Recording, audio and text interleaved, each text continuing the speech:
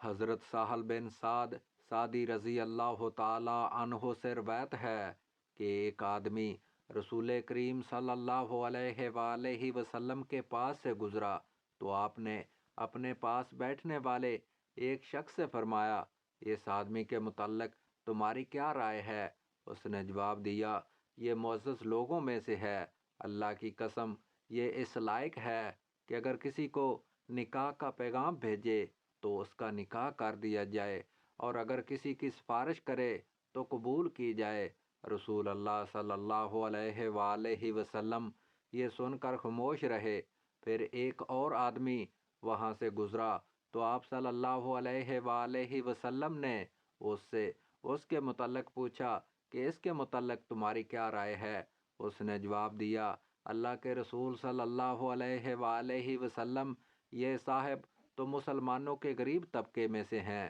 یہ اس لائق ہیں کہ اگر کسی کو نکاح کا پیغام بھیجے تو اس کا نکاح نہ کیا جائے، اگر سفارش کرے تو قبول نہ کی جائے، اور اگر بات کرے تو اس کی بات نہ سنی جائے۔ رسول کریم صلی اللہ علیہ وآلہ وسلم نے فرمایا، اللہ کے ہاں یہ محتاج پہلے مالدار سے بہتر ہے، خواہ ایسے مالدار لوگوں سے زمین بھری ہوئی ہو۔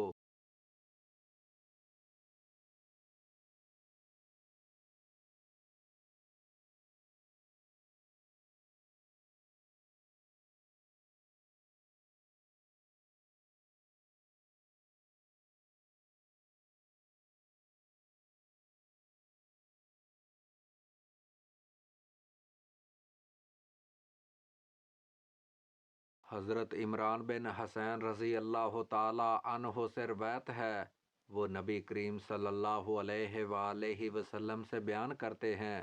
کہ آپ صلی اللہ علیہ وآلہ وسلم نے فرمایا، میں نے جنت میں نظر ڈالی تو اس میں رہنے والے اکثر فقراء اور غریب لوگ تھے، اور میں نے دوزخ میں جھانکا تو اس میں اکثر عورتوں کو دیکھا۔ حضرت انس رضی اللہ تعالی عنہ سے روایت ہے، انہوں نے فرمایا، نبی کریم صلی اللہ علیہ وآلہ وسلم نے کبھی دسترخوان پر کھانا نہیں کھایا یہاں تک کہ آپ کا وصال ہو گیا، اور نہ وصال تک آپ نے کبھی باریک چپاتی ہی تناول فرمائی۔